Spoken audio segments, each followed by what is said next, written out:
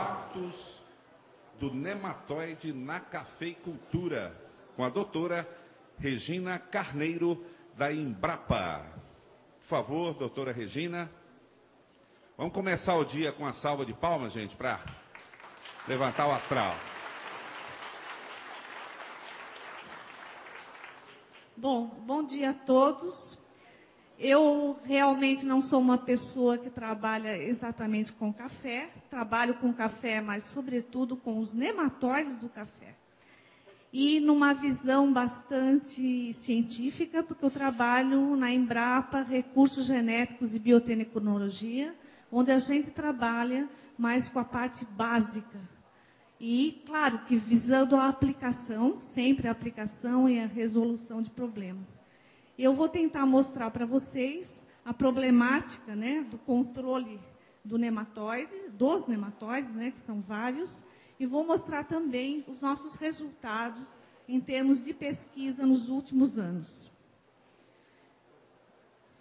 Bom, na verdade, vocês sabem, né, que o nematóide das galhas é o problema mais sério hoje, uma das pragas mais sérias da cafeicultura no Brasil e nas Américas, de uma maneira geral. Nós temos 3 espécies que nós podemos destacar como problemáticas, é o Meloidogene exígua, o Meloidogene incógnita e o Meloidogene paranaensis. Essas 3 espécies, elas são totalmente diferentes. Nós vamos mostrar para vocês ao longo da nossa apresentação. E, na verdade, hoje, né, nós temos medidas de controle diferentes para elas. Bom, considerando a preocupação com o meio ambiente, né, com a saúde humana, alguns nematicidas, devido à alta toxicidade, vêm sofrendo cancelamentos e mesmo restrições de uso. Então, hoje, né, de uma maneira geral, a gente não recomenda o uso de nematicidas, sobretudo para Meloidogene incógnita e Meloidogene paranaensis, porque são 2 nematóides muito drásticos na cafeicultura. Até Meloidogene exígua, né, pode-se fazer aplicações e ter retorno, mas para essas 2 outras espécies, os trabalhos têm mostrado que o retorno com nematicidas é muito baixo. Bom, dessa maneira, né, a gente trabalha com a implementação de medidas alternativas de controle, que são imprescindíveis para a manutenção da produtividade. Bom, aí vão, né, o que seriam essas medidas, né, de manejo. Então, a primeira coisa que o produtor tem que fazer, uma vez que ele tem nematóides na sua área, a primeira coisa é a identificação das espécies de nematóide ocorrentes. É indispensável essa identificação. Se você não souber o que você tem, você não pode pensar em manejo. E mandar para um laboratório, né? Existem vários laboratórios que já fazem boas identificações. Então, a primeira coisa, quando você vai plantar uma área, seria a sanidade das mudas. Realmente, é a primeira coisa a ser pensada. Sanidade de muda e escolha do local de plantio.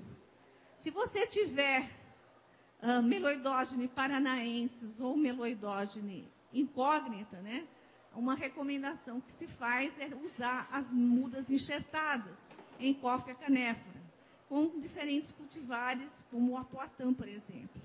Porque não tem como você replantar numa área infestada com incógnita e paranaensis sem você ter a resistência genética. Vocês vão ver isso no fim da apresentação, que nós vamos mostrar um trabalho de manejo integrado, com todos os resultados após 5 anos de trabalho. Bom, o manejo das enxurradas, isso é essencial para qualquer lavoura. Se você não souber manejar a sua enxurrada, você vai levar o nematóide de um ponto para o outro. Então, quem tiver, por exemplo, incógnita ou paranaense na área, é indispensável controlar, fazer terraços, curvas de níveis, tentar que a água não corra de um local para o outro, porque você vai infestar a tua área. A limpeza de máquinas e implementos, isso aqui é extremamente importante, porque, na verdade, essa limpeza, se você leva de uma área que está contaminada para outra, você está levando nematóide no resto da terra, dos resíduos na máquina, você está disseminando o nematóide na tua lavoura. E a rotação com culturas não hospedeiras tem sido também, que são as leguminosas, as crotalárias, mucunas, nabos, né? São recomendadas. Aqui, por exemplo, aqui é uma recomendação para incógnita e paranaenses, crotalária expectabilis, aveia branca, amendoim, mucuna preta, fazer um consórcio dessas, uma sucessão dessas culturas, né? Para você reduzir drasticamente a população. E a adição de matéria orgânica também é uma medida muito importante. Por quê? Porque nessa matéria orgânica vão se proliferar fungos, né, que são nematófagos, e vão também ajudar num controle, talvez não controlar 80%, mas vão controlar 40%, 50% dos nematóides presentes. Esses são trabalhos já feitos na literatura, extremamente interessantes. E uma outra tática para uma lavoura infestada seria a destruição das plantas atacadas, porque essas plantas atacadas, elas vão servir de fonte de inóculo para outras áreas. Então, nós teríamos que destruir essas plantas, queimar na área em que ocorrer a infestação. Então, as reboleiras ou a reboleira, se aparecer, a destruição dessas plantas no mesmo local onde elas aparecem seria recomendado. Bom, sem dúvida, o melhor método de controle, o que vem sendo mais estudado, né, é a resistência genética. E nós temos, né, para a M. exígua, por exemplo, alguns cultivares resistentes que têm genes de resistência, né, que são originários do híbrido de Timor, que tem o gene MX1, que foi bastante estudado, né, para esse gene, então, existe uma resistência à meloidógena exígua. Para incógnita e paranaenses, né, sempre seriam combinações, né, de cófea arábica com cófea canéfora, que originam plantas resistentes, como é o caso do gemoplasma de Catu, né, que é um híbrido de cófea canéfora com cófea arábica, o IPR100, lá do Iapar, que parece que apresenta uma certa resistência, e os cafeiros arábicas da Etiópia também apresentam resistência a essas espécies. Na verdade, quando a gente vê genes de resistência, né, a gente pensa mais alto, né? A gente pensa em plantas transgênicas, né, que no futuro poderiam ter esses genes no seu germoplasma e serem resistentes a nível de campo. Bom, na verdade, aí nós temos alguns cultivares que já foram lançados pelo IAC, né, que é um porta-enxerto que apresenta uma certa resistência, né, à meloidógena incógnita e meloidógena paranaense. E as fontes de resistência que ainda vêm sendo estudadas estão aqui, mas visando, né, o estudo justamente de genes de resistência. Bom, sempre a resistência aos nematóides deve estar ligada a um sistema radicular bem desenvolvido. Além da planta ser resistente, ela deve ter um sistema radicular bem desenvolvido. O nosso grande desafio, aí chega a nossa área na Embrapa, o nosso grande desafio é a diversidade fisiológica intra e interespecífica de populações de meloidógene, que tem dificultado a seleção de novas fontes de resistência ao cafeeiro. Então, é nessa linha de pesquisa que a gente vem atuando no consórcio café durante esses últimos anos.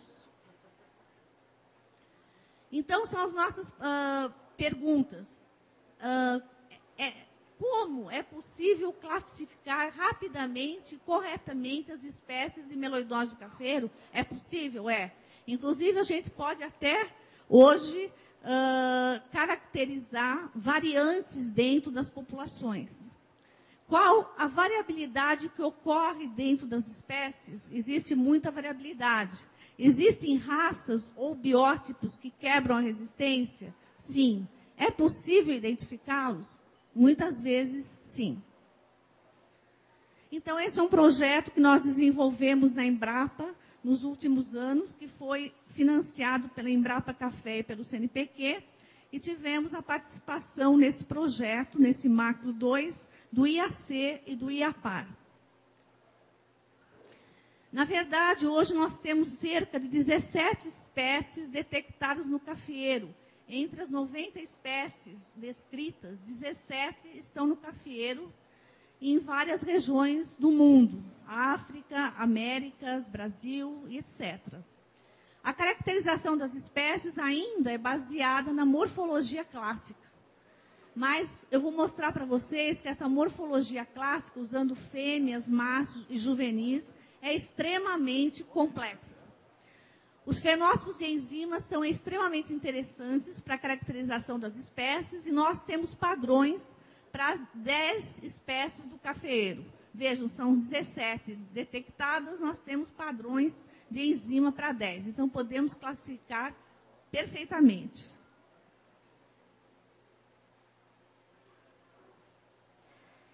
E, finalmente, os marcadores, né, moleculares. Nós temos marcadores moleculares para 6 espécies e, recentemente, o nosso laboratório obteve mais para 2 espécies. Hoje, nós temos marcadores para 8 espécies, ainda não foram publicados esses outros marcadores. A vantagem desses marcadores moleculares é que eles identificam os nematóides a partir de um juvenil do solo. Se você tiver uma área infestada na sua lavoura e você quer identificar uma amostra de solo, com um juvenil a gente detecta a espécie para você. E é rápido, é em questão de horas. A gente pode ter a identificação da espécie. A variabilidade intraespecífica, até o momento, foi pouco estudada. Nós estudamos para 2 espécies, no futuro vamos estudar para paranaenses, mas é algo muito importante também de ser estudado. A gente esquece do nematóide muitas vezes, o produtor pensa só no cultivar de café, nos problemas, mas a variabilidade é muito importante e os melhoristas sabem disso como ninguém, né? Bom, esses foram os objetivos do trabalho. Eu vou ser mais rápida. Bom, nós trabalhamos no Senagem com uma coleção de nematóides criopreservada. Nós temos hoje mais de 180 isolados, purificados e criopreservados nessa coleção. É indispensável trabalhar com a variabilidade do nematóide se você não tiver uma coleção deles bem estabelecida. E essa coleção, ela é a única que existe hoje no Brasil. Nós temos coleções nos Estados Unidos, na Europa, mas no Brasil é a única coleção que existe lá na Embrapa Recursos Genéticos e Biotecnologia. Bom, o primeiro estudo feito sobre a diversidade de nematóides do cafeeiro foi feito por Randig em 2002 e 2004. Nesse primeiro estudo, ele conseguiu justamente estabelecer 3 marcadores moleculares, que são marcadores SCAR, para a identificação rápida e precisa das principais espécies brasileiras do cafeeiro. Então, nesse trabalho, foi estudada também a variabilidade genética, né, de algumas espécies. Como vocês podem ver, o grupo, ó, que o marcadorzinho não está mais funcionando. Meloidógena incógnita, o grupo incógnita aqui, né, bem caracterizado, com pouca variabilidade genética. O grupo exíguo apresentando uma alta variabilidade genética, né?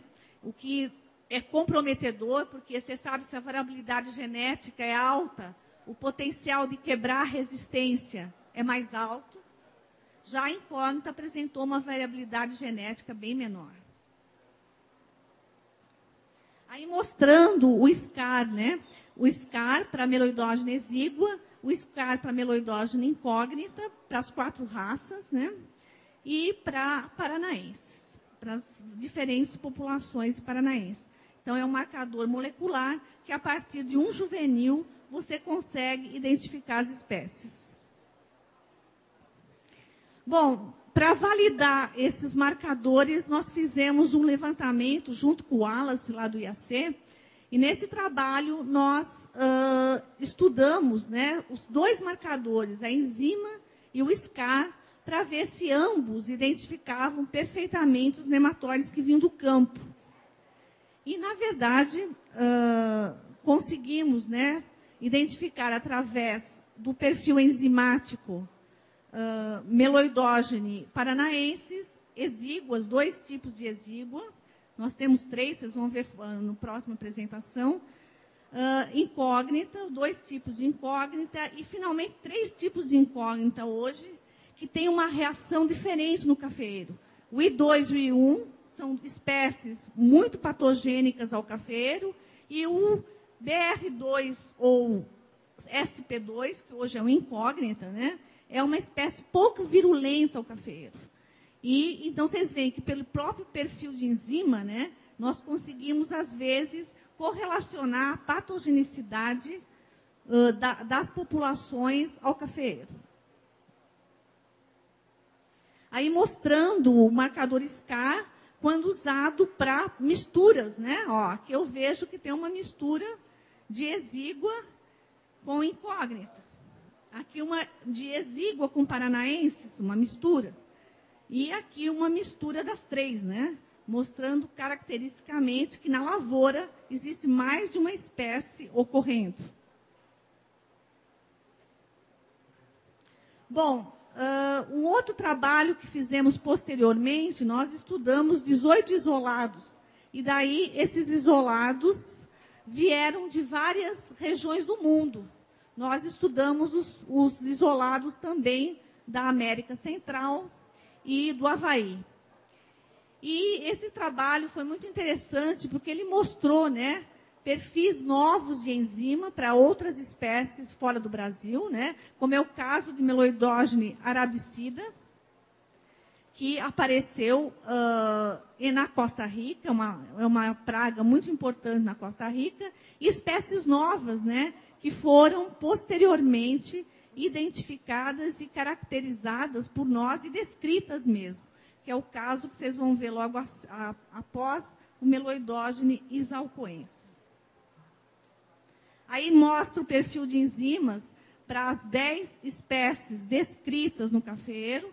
Vocês podem ver que a gente consegue, através desse perfil, identificar muito bem. Aqui está uma espécie, Meloidogene maiaguensis, né, que é importante em Cuba, Meloidogene isalcoensis em El Salvador. Então, esse trabalho ele foi uma forma de aumentar o nosso kit SCAR Café para mais espécies que ocorrem no mundo. Aí, mostrando uma coisa importante, os variantes de paranaenses, que ainda não foram estudados. Recentemente, nós encontramos no Paraná um variante de paranaenses, que não apresenta apenas uma banda, apresenta 2 bandas. Mostrando já a variabilidade genética, aqui, né, nós podemos dizer para vocês que esse é um nematóide a ser estudado, porque ele pode ter uma reação diferente nos diferentes cultivares cultivares resistentes a Meloidogene paranaense. Então, variantes podem ocorrer e eles aparecem, às vezes, frequentemente. Aí, mostrando um PCR rápido, né, com a variabilidade nas enzimas, esse monte de bandinha para vocês deve ser estranho, mas é dessa maneira que a gente faz todo o trabalho, começa por um PCR clássico, né, até chegar no SCAR, e mostrando agora as árvores filogenéticas, né? Por exemplo, vocês podem ver os diferentes paranaenses aqui brasileiros, todos, e das Américas, né, todos agrupados, com 100% de bootstrap, mostrando que eles são muito próximos entre eles, e mostrando um grupo diferente, que é o da Guatemala, que tem 2 bandas de esterase, que se divide, que se isola um pouco nas árvores filogenéticas. Eu posso dizer para vocês que esse Meloidogene paranaensis da Guatemala, ele quebra o gene MI do tomateiro e ele apresenta, então, uma variabilidade fisiológica. Aí, mostrando essa nova espécie que foi descrita em El Salvador, Meloidogene isalcoensis. Aí, isalcoensis, por quê? Porque essa espécie dá na beira do vulcão Izalco, né, em El Salvador. É uma espécie extremamente importante para a região. Aí, como é que é feito esse estudo? Esse estudo é extremamente complexo, tudo em microscopia eletrônica de varredura, em microscopia óptica, né, a gente identifica as novas espécies. Mostrando agora a variabilidade para a meloidógena exígua. Exígua é extremamente variável, é uma espécie que apresenta 4 perfis de enzima, já mostra grande variabilidade genética aqui, e mostra que é possível a quebra de resistência. Se é variável geneticamente, nós temos possibilidade de quebras de resistência futuras. Mostrando aqui o SCAR, né? RAPD feito para exígua, bastante variabilidade em alguns primers. E, sem dúvida, o SCAR café extremamente viável para a identificação da espécie exígua, mostrando que todas essas populações diferentes são identificadas pelo SCAR café. Aí as árvores filogenéticas, né, mostrando grande variabilidade genética entre as populações. E aí um meloidógeno exígua muito diferente dos outros, que só pega a seringueira, sendo, sem dúvida, um meloidógeno exígua, tá? Pelas características morfológicas. Bom, nós estudamos também a diversidade de meloidógeno incógnita. E os estudos, né, foram financiados pelo consórcio Café, e nós chegamos que existem 3 fenótipos justamente de incógnita. O I1, o I2 e o S2, que eu falei para vocês, que no cafeeiro é pouco patogênico, sendo os outros 2 muito patogênicos. Então, a identificação precisa é interessante, sabe? Porque a gente pode até dizer, ó, esse fenótipo não é muito patogênico, e você poderia usar um determinado tipo de manejo. Aí, meloidógeno incógnita, região perineal, o pessoal dos laboratórios muitas vezes usa só esse critério para identificação. Esse critério é muito ruim, porque é um critério que confunde muitas espécies. Então, muitas vezes, paranaenses e incógnitas são confundidos pela região perineal, assim como isalcoenses, inornata e outras espécies que são confundidas pela região perineal. Os estiletes são muito interessantes para a identificação da espécie, mas são caracteres, né, difíceis de serem usados na rotina do laboratório, porque são feitos de microscopia eletrônica de varredura. Aí a região dos machos, né, a região anterior dos machos, também é espécie específica, mas como vocês sabem, em meloidógeno os machos são raros. E os estiletes de macho também são muito interessantes. Aí também a região anterior dos juvenis, bastante interessante. Número de cromossomos, uma coisa bastante importante é que incógnita apresenta sempre o mesmo número de cromossomos, o que é extremamente interessante, mostrando pouca variabilidade genética. E aí vai um resumo de tudo que foi estudado para a incógnita, né? Mostrando a pequena variabilidade genética do grupo. Aí estão os marcadores SCAR, muito precisos para a identificação de incógnita. Nós temos 3 marcadores diferentes. Todos eles identificam as espécies perfeitamente a partir de um juvenil do solo. Você pode usar juvenil, você pode usar ovo, você pode usar fêmea e você pode usar macho. Todos os estádios revelam perfeitamente a espécie em questão. Aí são os resultados da RAPD, que eu nem vou entrar muito em detalhes, e agora as árvores, né?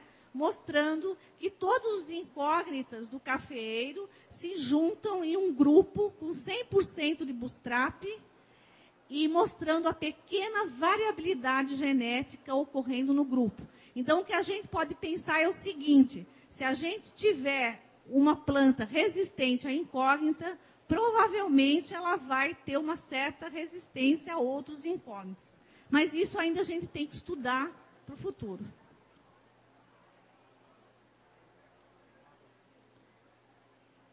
Bom, na verdade, as conclusões mostram, né, que existe pouca variabilidade em meloidógena incógnita. Embora, né, o pessoal diga que tem 4 raças de incógnita que ocorrem no café. Essas raças, hoje, o pessoal vem desconsiderando esse conceito, porque é um conceito ainda bastante pouco preciso. Eu posso até discutir depois isso com vocês, mas o conceito de raça tem sido abolido da nematologia moderna. Aí mostrando uma espécie que foi caracterizada por Lordelo no cafeeiro, mas trabalhos recentes mostram que ela não pega o cafeeiro. Eu fiz inoculações em casa de vegetação e essa espécie não se reproduziu no cafeeiro. Graças a Deus, né? Aí mostrando os perfis de enzima de todas as espécies, né? De uma maneira geral, inclusive essa espécie que Lordelo identificou na Guatemala como meloidógene inornata. Aí vamos para os trabalhos de resistência, né, que nós fizemos nos últimos anos, também com apoio da Embrapa Café. E nesse trabalho, o que ocorreu foi algo muito previsto até pela variabilidade intraespecífica de exígua, né? Nós vamos encontrar cultivares, cultivares que quebraram, que o nematóide quebrou a resistência, como é o caso do hemesígua de Bom Jesus de Itabapuana, Rio de Janeiro, que quebra a resistência do Iapar 59 e quebrou também a resistência de uma cultivar do tunico, né? Ela não era uma cultivar ainda, né? Ela era apenas um genótipo nessa época, mas quebrou drasticamente a resistência. Então, como eu falei para vocês, a variabilidade genética, né, mostra muitas vezes a variabilidade fisiológica, a possibilidade de populações que quebram a resistência. O que aconteceu com os incógnitos é mostrar que esse incógnita, que foi o S2, né, a banda S2, aquele tipo de população, foi pouco patogênico ao cafeeiro de uma maneira geral. Os outros incógnitas, bastante patogênicos. Aí mostrando um outro estudo que nós fizemos com os Conilon, esse trabalho revelou muita resistência em Coffea canephora Conilon, e nós podemos destacar para meloidógenes paranaenses alguns, como 6V, 7V, e, sobretudo, o clone 14, né, que vocês vão ver que foi praticamente muito resistente, né, a meloidógenes paranaenses, a meloidógene incógnita, raça 1 e raça 3, olha aqui, resistência total, e também a meloidógene exígua, avirulento e virulento. Então, finalmente, nós temos um clone que é resistente a tudo. Graças a Deus, muito trabalho, mas nós temos um clone que deve ter vários genes de resistência, e esse clone já está sendo estudado pela Incapé, a nível de campo, como porta-enxerto para outras cultivares e variedades de café. É a primeira resistência múltipla, né, feita para um cultivar de Coffea canephora, múltipla mesmo, porque nós pegamos nematóides fisiologicamente muito diferentes para testar nesse ensaio. Os testes foram refeitos esse ano para outras populações e a resistência se confirmou. Então, está sendo estudado pelo pessoal da Incapé em porta-enxerto.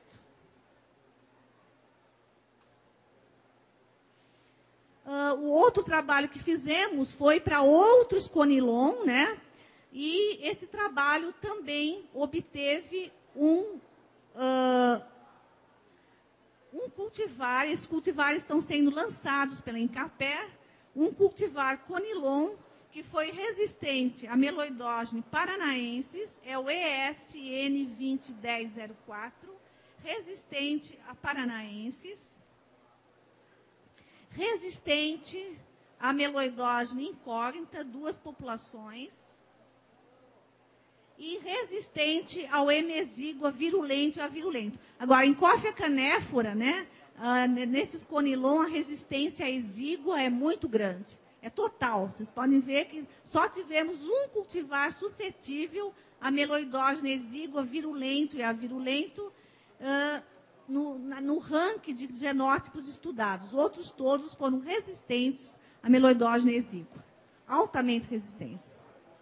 Bom, este é o último trabalho que eu vou mostrar para vocês, que foi o trabalho que nós fizemos em conjunto com o IAPAR, numa área altamente infestada com meloidógena paranaense, duas áreas, né, uma área arenosa e uma área argilosa, feita no norte do Paraná. Nós testamos rotação de culturas, resistência genética e controle biológico. O controle biológico foi feito com uma bactéria que tinha sido estudada em condições de casa de vegetação e tinha dado mais de 80% de controle em casa de vegetação. Vamos ver o que aconteceu no campo, né? Bom, o que foi feito nesse ensaio? Foi retirada 50% dos cafés infestados.